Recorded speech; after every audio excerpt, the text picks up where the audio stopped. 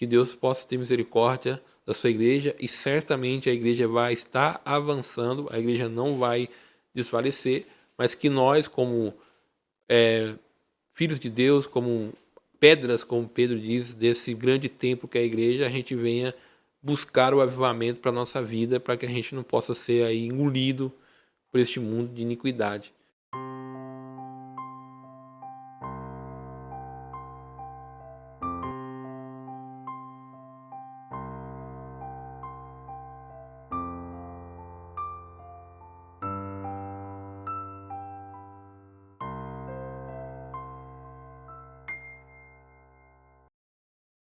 A paz do Senhor, meus irmãos. Vamos para a última lição do trimestre, com o tema Aviva a tua obra, o chamado das Escrituras ao quebrantamento e ao poder de Deus. Sou o evangelista Cavalcante, congrego aqui na igreja Sopro Divino em Mauá e vamos aí para a nossa pré-aula de hoje, lição de número 13. Aviva, Senhor, a tua obra. Texto áureo. Ouvi, Senhor, a tua palavra e temi. Aviva, ó Senhor, a tua obra no meio dos anos a notifica. Na ira lembra-te da misericórdia. Abacuque, capítulo 3, versículo de número 2. Verdade prática. A vontade de Deus avivar a sua obra nestes últimos dias até que o Senhor Jesus volte. A leitura bíblica em classe, ela está registrada no livro do profeta Abacuque, do capítulo 3, do versículo 1 até o versículo 2 e do versículo 16 até o versículo de número 19. Os objetivos da lição: apresentar o clamor pelo avivamento do profeta Abacuque, o que levou ele a orar. Enfatizar a palavra de Deus como elemento fundamental do avivamento. E 3. Conscientizar a respeito da necessidade de um verdadeiro avivamento. Introdução. Encerraremos nesse trimestre com o clássico texto do profeta Abacuque. Nele, o avivamento indispensável à Igreja do Senhor Jesus está revelado. O clamor do profeta por um avivamento para seu povo deve ser o clamor da igreja. Nesses últimos dias, nunca houve uma necessidade tão premente da igreja visível ser poderosamente avivada por Deus. As forças do mal tentaram pará-la, mas não prevaleceram porque Jesus é o dono da igreja.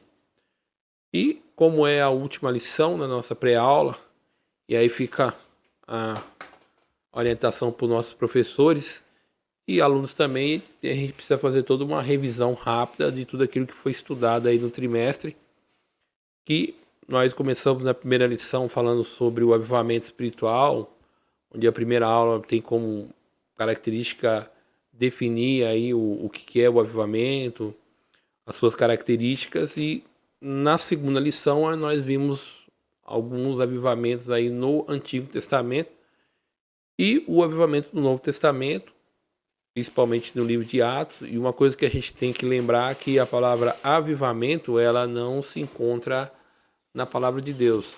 Então ela é um termo usado na história da igreja, que mostra os eventos que a igreja passou por uma renovação espiritual, o avivamento.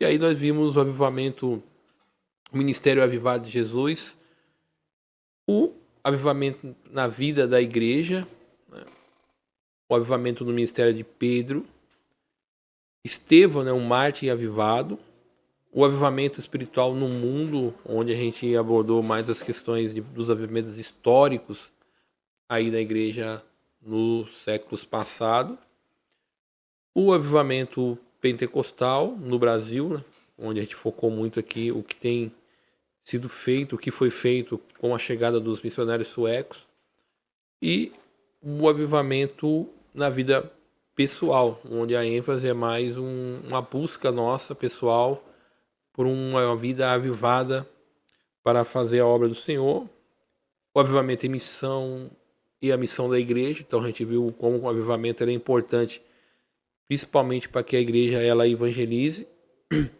vivendo no Espírito, né, onde a gente trabalhou também essa temática. E, por último, aviva, ó Senhor, a tua obra, que está embasada aí no livro de Abacuque, um livro interessante, um livro onde mostra, né, uma situação onde é interessante que o profeta Abacuque ele não está falando para o Israel, ele não está profetizando para o povo, ele está orando a Deus, ele está questionando a Deus acerca de situações que está acontecendo no povo de Israel. Então ele vai diretamente a Deus, ele vai ter uma conversa com Deus, e nessa conversa ele vai ouvir algumas coisas que certamente ele não inicialmente ele não gostou, mas só para a gente o que o livro trata, né? Qual que é a ideia do livro? Então o livro de Abacuque ele ora assim: por que Deus permite a violência? Então ele começa um questionamento a Deus, né? Ele começa a orar a Deus num questionamento. Outro ponto importante do livro é: Deus desperta os caldeus para castigar Judá. Então o profeta começa a orar a Deus por coisas que tá a injustiça, a maldade, a violência, e Deus vai dizer para ele que Deus vai levantar os caldeus, que será um instrumento para disciplinar, vamos dizer assim, o povo de Israel. E 3 é porque os ímpios puniriam os retos. Aí é outro questionamento do profeta: como é que Deus vai levantar, no caso dos caldeus, que é um povo ímpio, e vai castigar e vai punir um povo que é reto? E aí ele já vai terminando: os retos vivem pela fé e pela esperança. E aí é aquela coisa da gente olhar para o autor e consumador da fé, não olhar para as circunstâncias. E no capítulo, dos últimos capítulos, ele denuncia contra a injustiça. Novamente Abacuque ele faz uma denúncia contra as injustiças que estavam acontecendo na sua época. Uma coisa interessante aqui, é um tema que a gente abordou muito quando nós estudamos o livro de Ezequiel. E aqui, né, um parênteses rápido aqui: como é importante a gente correlacionar o que a gente já estudou. E aí a gente tem uma vez a gente tem uma falha de não conectar uma lição com a outra, né? Nem sempre é verdade, dá para conectar, mas estudamos, vamos dizer assim, a história de Israel em algumas revistas, e as revistas anteriores nós estudamos principalmente o livro de Ezequiel, que é um livro que trabalhou muito o contexto aqui do profeta Abacuque, onde o povo será levado a cativeiro. Então, certamente os professores ainda está fresco na memória aí toda a dinâmica, todo o contexto ali do livro de Ezequiel.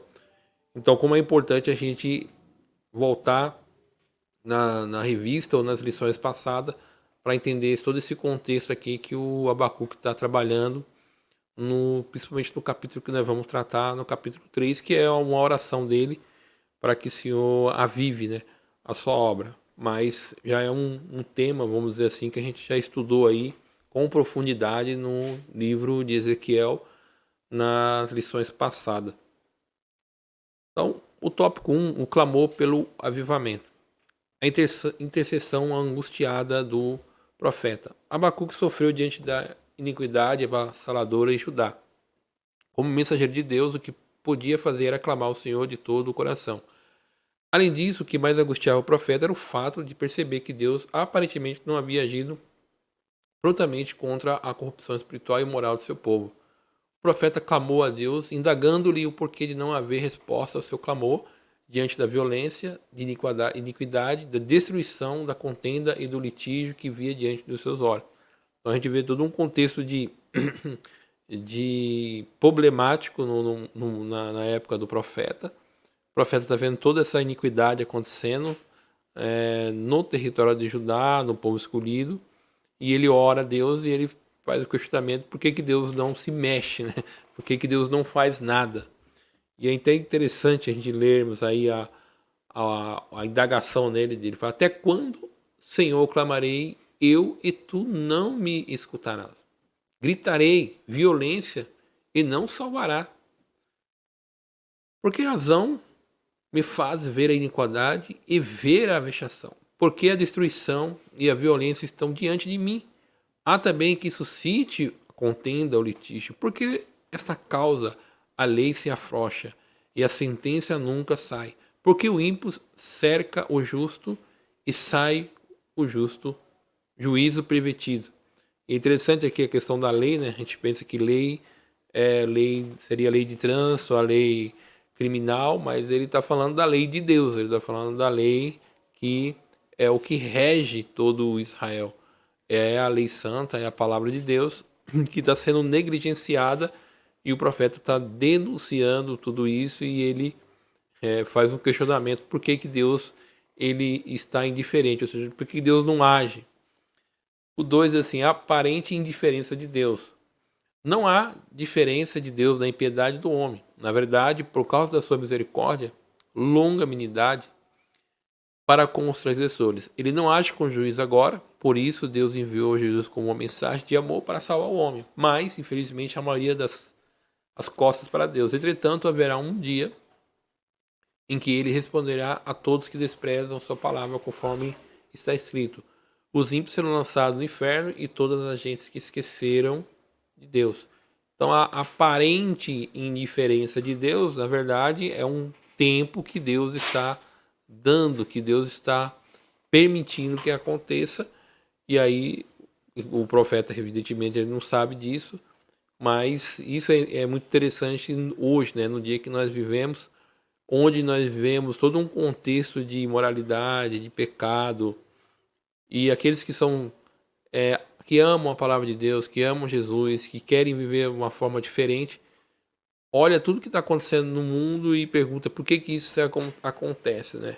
E aí a gente poderia entrar aí numa temática rapidamente que quando a gente pega esses temas, que seria a questão da Teodiceia, né? Se Deus é bom e justo. E como que um Deus bom e justo, ele permite a maldade, permite o mal. Então é um grande questionamento aí da Teodiceia e que pela palavra de Deus a gente sabe que Deus ele não tarda, mas Deus ele é longânimo e ele está dando a oportunidade para aqueles que venham se arrepender. E 3, a resposta de Deus, né? A resposta de Deus veio de forma bem diferente daquilo que o profeta esperava. Ele, o soberano, resolveu convocar os caldeus ou os babilônios para contrapor-se ao pecado e a iniquidade de Judá. Os caldeus seriam a espada de Deus, o chicote dos céus para fazer Judá repensar os seus maus caminhos e se converter de suas impiedades que ultrapassaram o limite da tolerância divina. Ainda que parecesse inerte, na verdade Deus estava dando tempo para que a nação judaica se lembrasse dos alertas divinos, mas o seu povo não se lembrou. Deus mandou o profeta escrever a visão de maneira bem legível para que pudesse ser vista até por quem passasse a correr. E é interessante aqui porque o pessoal hoje fica tanto preocupado com propaganda e Deus já tinha trabalhado disso lá no profeta Abacuque. Deus já tinha mandado fazer um outdoor enorme para que o povo pudesse ver o que Deus estava fazendo. E aqui outra coisa mais interessante também é a gente pensar nessa questão da que Deus usa um povo ímpio, no caso os babilônios, para punir Israel. Hoje seria como que a igreja ela estivesse totalmente afastada de Deus e Deus usasse o governo ou usasse um instrumento para poder disciplinar a sua igreja, né? Como que a gente iria entender isso aí? Então a gente está, imagine nós aqui vivendo hoje no mundo que nós estamos vivendo e quem, eu vou dizer colocar essa palavra, mas quem é sensível à palavra de Deus, ao Espírito Santo, sabe que o mundo não é um mundo fácil de se viver. E nós estamos indo para cada vez está ficando mais difícil. Então, hoje, nas democracias livres, a gente tem vindo criando leis para calar igreja ou um pensamento contrário ao o pensamento da moda, do momento. Então, como que nós vimos toda essa situação que está ocorrendo e nós começássemos a orar e agora, Deus tá bom, eu vou entrar com providência, vou levantar um órgão aí, sei lá, do governo ou qualquer outra coisa e vai perseguir a igreja e vai começar a prender pessoas e levar pessoas para o cativeiro. Então é a mesma coisa que aconteceu com o profeta Abacuque, né? O profeta Abacuque vê a situação de violência, de iniquidade, e ele ora a Deus e aí ele ainda questiona se Deus está... Por que Deus não faz nada? E quando Deus dá a resposta não é a que ele queria que ouvir. Então é muito interessante isso, a forma como Deus trabalha. Então, às vezes a gente clama por avivamento, mas a forma como Deus vai avivar, a forma como Deus vai renovar, né? Então, não pode ser, às vezes não será aquela que nós gostaríamos que fosse. E aqui é importante a gente terminar com essa questão de avivamento, né? Nem sempre é avivamento, né, irmão? Nós somos pentecostais, é falar em línguas e dar 3 pulinhos, né? Então, o avivamento tem um processo no meio aí que é meio doloroso e só Deus sabe como trabalhar. Síntese do tópico, né? O clamor por avivamento passa por um momento de angústia diante de Deus que não se mostra indiferente para responder, né? Então, avivamento é um momento de tristeza, um momento de angústia, de dificuldade. Então, não é uma coisa muito fácil. O próprio avivamento que nós estudamos em uma das lições, onde nós estudamos o avivamento do pentecostal no Brasil, onde a gente tivemos que dar um contexto histórico, a gente vê que o avivamento do pentecostalismo, o movimento pentecostal, ele foi buscado por aqueles iniciantes ali, porque eles entendiam que na sua época, né, na virada do século, vai chegar em 1900, a igreja estava passando por um esfriamento no contexto americano, os pastores tinham feito do ministério, muitos pastores de uma profissão, a vida espiritual das pessoas não tinha um fervor, vamos dizer assim, então a igreja ela se tornou, como colocar, um clube. Então foi um momento onde as pessoas buscavam a Deus e num momento de dificuldades no mundo aí. Avivamento pela palavra de Deus. Então, uma coisa importante, né? O que causa o avivamento, o que produz avivamento é a palavra de Deus. É ouvir, né, a palavra de Deus. Em sua oração, Abacuque disse: ouvi, Senhor, a tua palavra. Ele ouviu a palavra de Deus, ou seja, a resposta dele quando os objetos de sua oração, Deus falou e Abacuque ouviu atentamente. É preciso ouvir a voz de Deus com atenção para viver um período de avivamento espiritual. Quando Deus fala, nós precisamos ouvi-lo. Igual hoje, nós temos visto muito e a questão de avivamento. E aí a gente se pergunta, o avivamento ele é fabricado, ele é genuíno, ele é verdadeiro? Qual é a origem do avivamento?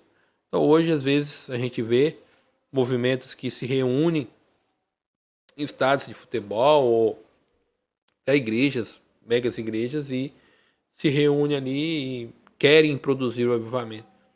O avivamento ele deve ser iniciado pela palavra de Deus, em meditação, em ouvir Deus, né? É isso que vai produzir o avivamento. A gente nunca pode perder isso de vista. Então nós não produzimos avivamento, nós oramos para que Deus venha avivar a sua obra. Então é Deus, por meio do seu Espírito, que vai nos conduzir. E 2, né? Temer a Deus. Ao ouvir a palavra de Deus, Abacuque temeu o Senhor. Capítulo 3, versículo 2. É preciso ouvir de Deus e temê-lo. Não pode haver avivamento sem temor do Senhor. O temor do Senhor é o princípio de sabedoria, o bom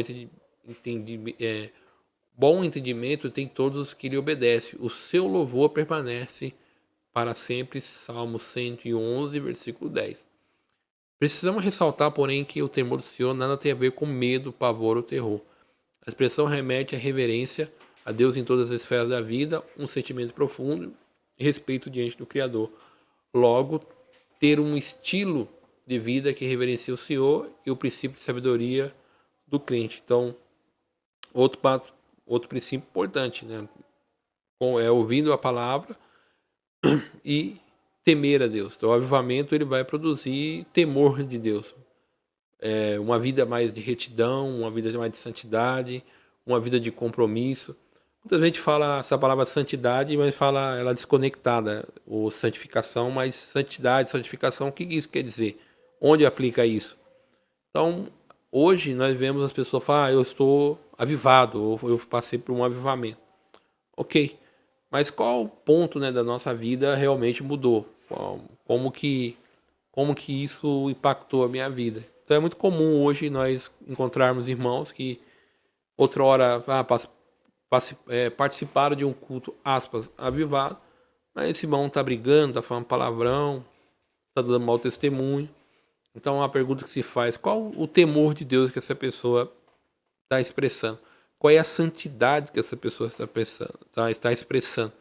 Então santidade, né, ela se reflete por meio de atos e ações. Então, às vezes a gente pensa que a palavra de Deus, já ouviu a palavra de Deus, aquela coisa abstrata, que está só na nossa cabeça, é um pensamento, mas a gente não reflete isso na nossa vida. E se essas coisas não se refletir na nossa vida, a gente sentiu qualquer coisa, menos a gente passamos por qualquer outra coisa, menos avivamento. Porque o avivamento ele muda a pessoa, o avivamento ele muda um contexto histórico de uma igreja, ela muda o contexto histórico de uma cidade, de um país. Então o avivamento ele tem essa força, ele consegue transformar nesse nível. Tá? Então o avivamento não é só uma coisinha estranha que a gente sente um formigar. O avivamento é transformação de vida.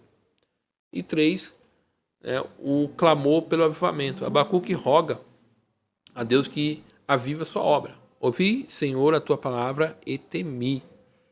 Aviva, ó Senhor, a tua obra no meio dos anos. No meio dos anos a notifica, na ira, lembra da tua misericórdia. Depois que o profeta entendeu que o juízo de Deus seria inevitável, ao povo desobediente ouviu a palavra com temor e clamou a Deus pelo avivamento espiritual de Judá. O profeta fez 3 pedidos a Deus em favor da restauração espiritual do seu povo. Ele pediu o avivamento para a sua obra, pediu para que Deus notificasse a sua obra e pediu para que Deus lembrasse da misericórdia da sua ira. Finalmente, o profeta Abacuque demonstra um sentimento de muita esperança, fé e otimismo. Abacuque capítulo 3, 17 a 19. E aqui que é importante, né? O profeta, ele orou a Deus. E qual foi a resposta de Deus? Falou assim, eu vou levantar os babilônios e eles vão entrar com juízo contra Israel. Certamente Abacuque tem na sua mente o que aconteceu com a tribo do norte, que foi levado a cativeiro pelos assírios. Então, o que ele faz? Ele se compadece do povo, né? Ele pede para que Deus avive a obra dele, ou seja, que avive o povo dele. E ele pede que o Deus notifique a sua obra, ou seja, que Deus confirme, que Deus faça com que essa obra continue. E ele clama o quê? Pela misericórdia de Deus. É um sentimento de... Ele sabe que é inevitável, que Deus vai entrar com providência, mas ele pede que Deus tenha misericórdia, que Deus tenha misericórdia do seu povo, que Deus socorra o seu povo. Então hoje a gente, às vezes também, a gente clama pelo avivamento, mas a gente está que nem os discípulos de Jesus lá, o João e o outro lá. A gente está pedindo que Deus mande fogo do céu e consuma todo mundo, né, para já eliminar o mal de vez. Então a gente, muitas vezes, a gente quer o aniquilamento das pessoas, né, que na nossa cabeça é o avivamento melhor que tem, porque a gente já se desfaz da pessoa que a gente não gosta e aí o ambiente fica muito mais agradável, né? Mas avivamento não é isso. Avivamento é transformação de vida, transformação de mentalidade. E quando a gente for orar, e ainda que a gente vê que as coisas estão difíceis, que se dentro do contexto da nossa igreja está faltando vida espiritual, a gente tem que orar para que Deus tenha misericórdia dos irmãos, que Deus use os irmãos, que Deus seja bondoso com os irmãos, não que Deus elimine os irmãos, né? Ou a gente vai orar para Deus vir levar o irmão no arrebatamento para o céu. Não é isso que está falando. Então a gente vê que como o profeta Abacuque ele se compadece das pessoas, sabendo que Deus não iria retornar com essa punição. Síntese do tópico 2, o avivamento pela palavra de Deus produz temor ao Senhor. Então, quando eu sou avivado pela palavra de Deus, qual é a primeira característica? Vou temer a Deus, vou respeitar, vou honrá-lo, vou glorificá-lo. Pela sua palavra, o povo de Deus deve clamar por avivamento. 3, né? Avivamento, questão de vida ou morte. O clamor pela misericórdia de Deus. Além de clamar por avivamento, Abacuque clamou pela misericórdia do Senhor diante das terríveis consequências do juízo divino sobre a nação impenitente. Era uma questão de vida ou de morte, por isso ele suplicou. Na ira, lembra-te da misericórdia. O profeta sabia que, diante da decadência espiritual e moral do povo, se Deus não tivesse misericórdia, todo esse povo pereceria antes ao peso da mão do Senhor sobre as suas maldades. Então, se ele não ora para que Deus avive, para que Deus intervenha em favor do seu povo, o povo iria morrer. E quando a gente estudamos o livro de Ezequiel, a gente viu que muitos daqueles que foram levados ao cativeiro foram os remanescentes, pessoas que adoravam Deus, que eram piedosos, que eram obedientes. Então essas pessoas foram protegidas no cativeiro.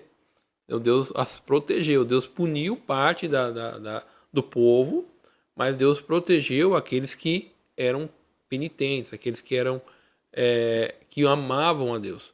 Então, se a gente não orar para que Deus tenha misericórdia, pode acontecer aí um desastre. Então é importante a gente orar e pela misericórdia de Deus. Então, 2.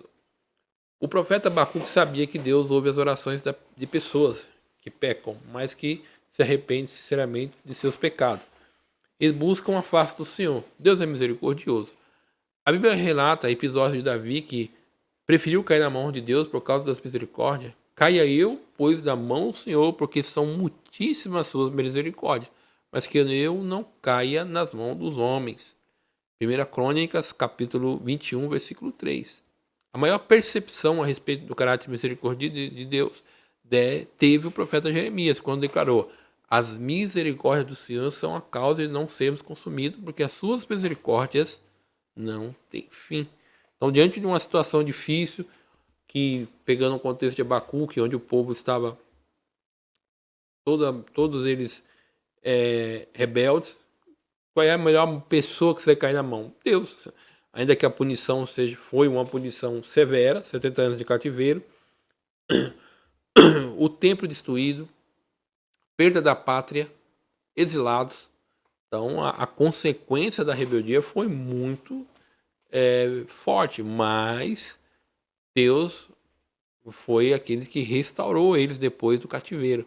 A gente vai ver aí nas últimas partes do livro do profeta Ezequiel, onde Deus agora vale os ossos secos, quando Deus ia restaurar todo o povo.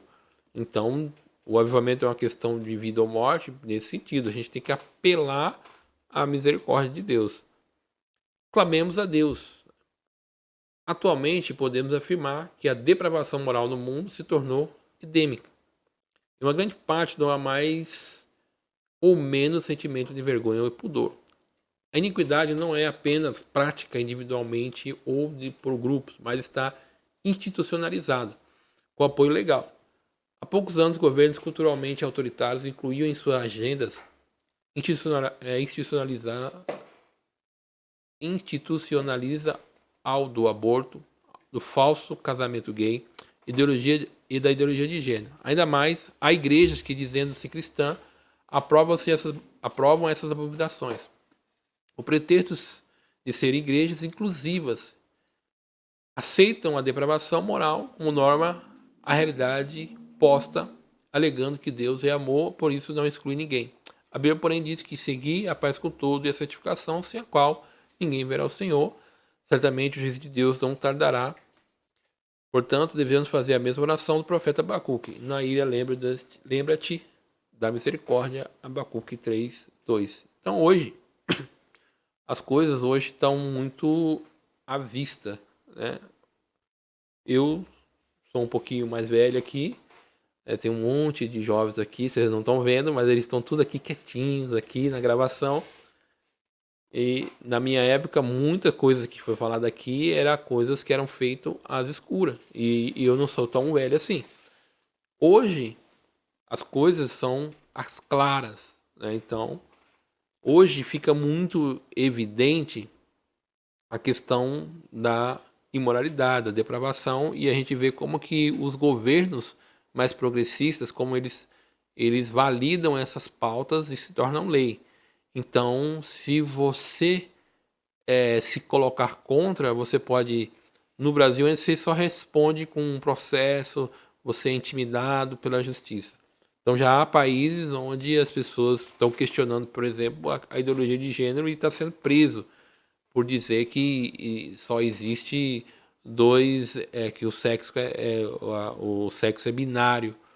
Então, a gente está chegando nesse nível de intolerância e que é interessante nos países ditos democráticos. Não estamos falando nem de países autoritários. Então, a gente está vendo isso. E o que é pior, né? Nós temos visto hoje igrejas inclusivas que têm aceitado isso e, e aí elas... Como que a gente lida com isso? Como que a gente vai orando? A gente tem que clamar a Deus para que Deus avive o seu povo.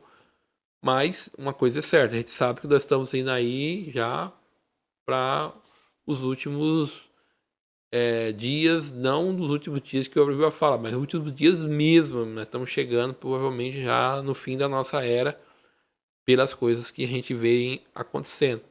E o que vai mudar isso, ou o que vai mudar?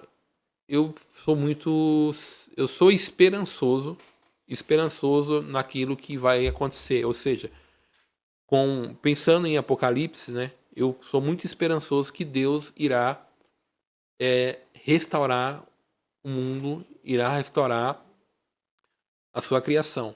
E todos aqueles que irão crer nele experimentarão essa nova vida. Então eu creio que Deus é poderoso para fazer ou realizar um avivamento por meio da sua igreja, para que mais vidas sejam resgatadas, sejam salvas e libertas, para que possam habitar com ele eternamente. Então eu sou esperançoso nesse sentido. Mas eu sou pessimista no que diz respeito à condição espiritual do mundo. A nível de depravação, eu aqui nós estamos chegando num nível já bem, vamos dizer assim, bem alto, e a tendência será piorar mais. Então, nesse aspecto, eu sou pessimista, mas esperançoso que sim, Deus irá restaurar e que Deus pode usar a sua igreja nesses últimos dias para ser um instrumento para resgatar a vida. Então, Deus precisa avivar a igreja. Hoje nós vivemos uma época de confirmação e a gente precisa realmente confirmar ou afirmar aquilo que cremos, né? Então, hoje nós precisamos de crentes genuínos, verdadeiros, que não se envergonhem do evangelho e que busquem esse avivamento espiritual. Creio eu que esse último avivamento aí que irá ter muito fruto, né? Irá muitas vidas chegando a Cristo. Então, síntese do tópico: o avivamento é uma questão de sobrevivência espiritual do cristão. Então, o pastor Rigonato ensina para nós, né, que enquanto o mundo o nível de iniquidade vai aumentando, a gente também tem que aumentar o nível de santidade. O nosso nível de santidade sempre tem que estar acima do nível de iniquidade, senão o negócio chega, equilibra e se mistura. E a gente já viu essa história em Gênesis, lá no capítulo 6, a gente viu que misturou, e quando mistura dá problema. E aí Deus teve que intervir, veio o dilúvio e só restou 8 vidas ali.